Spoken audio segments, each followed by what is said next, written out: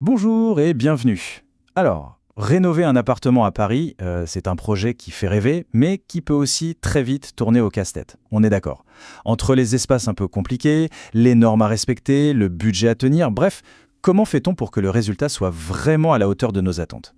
Eh bien, on va voir ensemble que la solution, la vraie clé du succès, elle réside souvent dans un seul choix, celui de l'architecte d'intérieur.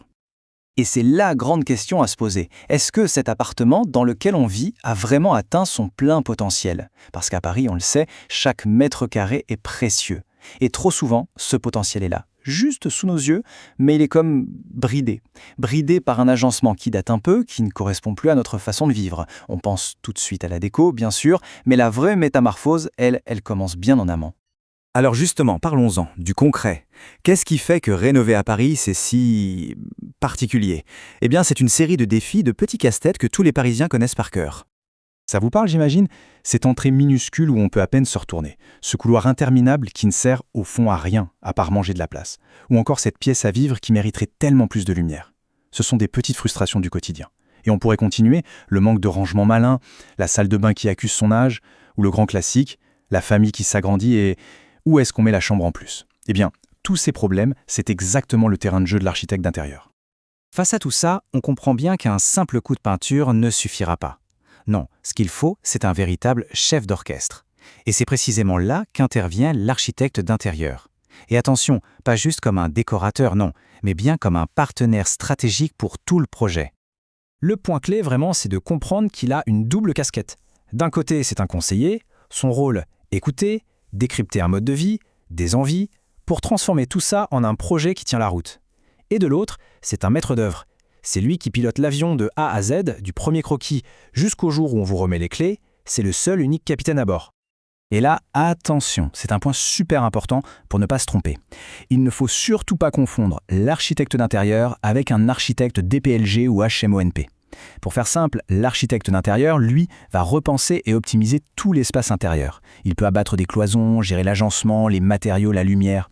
L'architecte, disons classique, lui, il intervient sur le squelette du bâtiment, la structure, les murs porteurs, la façade. Bien sûr, sur de gros projets, il travaille main dans la main, mais ce sont bien deux métiers distincts. Ok, donc le rôle est plus clair. Mais concrètement, comment ça se passe? Allons voir maintenant la partie que tout le monde adore, la phase créative. C'est le moment où une idée, une envie un peu floue, se transforme en un projet bien réel qu'on peut presque déjà toucher du doigt. Alors tout part d'une étape fondamentale, l'écoute. C'est vraiment la base.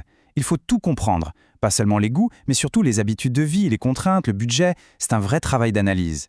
À partir de là, l'architecte va faire des propositions, souvent plusieurs scénarios d'aménagement, avec des idées auxquelles, franchement, on n'aurait jamais pensé tout seul. Et enfin, tout ça prend forme grâce à des outils de visualisation hyper puissants. Et parmi ces outils, il y en a un qui est génial. C'est la fameuse planche tendance, le moodboard. Ce n'est pas juste un joli collage, attention, c'est un outil de travail essentiel. Ça permet de mettre tout le monde d'accord sur une ambiance, une atmosphère. On y retrouve la palette de couleurs, des échantillons de matériaux qu'on peut toucher, des photos d'inspiration, le style de mobilier, les luminaires. C'est la boussole esthétique du projet en un seul coup d'œil. Et puis, il y a la magie de la 3D. Là, la technologie change complètement la donnée. Fini le temps où il fallait essayer de se projeter avec un simple plan en 2D. Avec les vues 3D, on se balade littéralement dans son futur appartement. On perçoit les volumes, on voit comment la lumière va jouer dans la pièce au fil de la journée, on peut tester un parquet, une couleur. C'est un outil d'aide à la décision juste incroyable. Et surtout, ça rassure énormément avant de lancer les travaux. Bon, le projet est sublime en 3D, tout le monde est d'accord. Mais maintenant, il faut le construire. Et ça, c'est souvent l'étape qui angoisse le plus, le chantier. Pourtant, et c'est ça qui est contre-intuitif, quand cette phase est préparée par un professionnel, elle est tout sauf chaotique. Elle devient au contraire structurée et maîtrisée. Il y a un proverbe qui résume tout. Les écrits restent, les paroles s'envolent.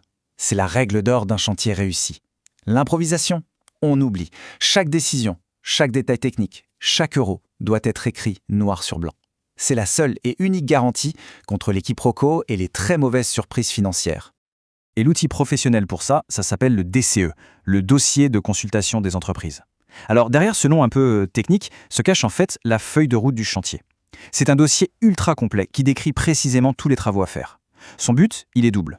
D'abord, s'assurer que toutes les entreprises qu'on interroge vont chiffrer exactement la même prestation à la virgule près. Et ensuite, qu'il n'y ait aucune zone d'ombre pendant les travaux. Croyez-moi, en termes de tranquillité d'esprit et de maîtrise du budget, ça n'a pas de prix.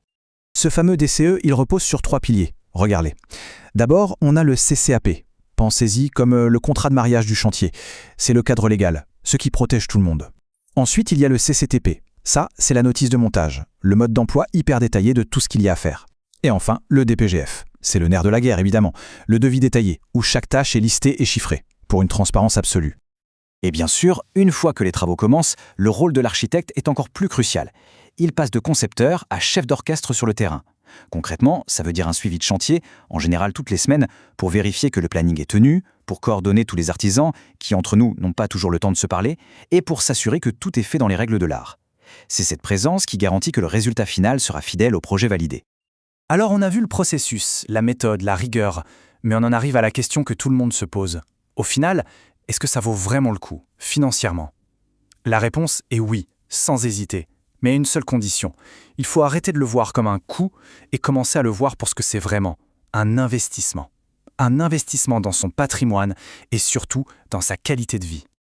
Parce que cet investissement, qu'est-ce qu'il apporte concrètement? D'abord, un espace de vie optimisé sur mesure. Ensuite, la maîtrise du budget et du planning, ce qui en soi peut déjà payer les honoraires en évitant les dérapages. C'est aussi l'accès à son réseau d'artisans de confiance. Ce sont des solutions créatives et techniques insoupçonnées. Et puis, il y a ce bénéfice qui n'a pas de prix, la tranquillité d'esprit. Finalement, faire appel à un architecte d'intérieur, c'est s'offrir de la compétence pour s'acheter de la sérénité. C'est aussi simple que ça. Ce qui nous amène à cette dernière réflexion. Un appartement à Paris, ce n'est pas juste des murs. C'est un lieu de vie, bien sûr, mais c'est aussi un véritable capital. Alors la question c'est, et si cet espace, au lieu d'être une source de contraintes, devenait finalement votre plus bel atout? Un atout pour votre quotidien et pour votre avenir.